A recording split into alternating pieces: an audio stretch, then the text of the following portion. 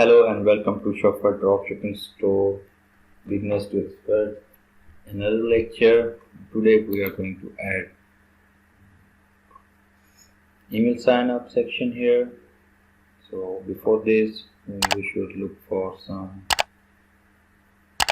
things here. So just click on email sign up and you'll see email sign up here. You can make custom headings, make description, and then in the email you will see email for your clients. Click on save and then you can view it on your live store like this.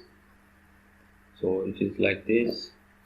I hope you understand how email section works. You can also make settings to your email sign up like coloring just to match, and also you can make different colors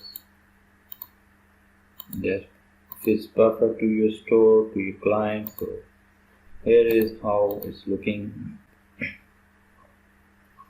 So you can also see in the mobile version of your website, you can see it's totally responsive now.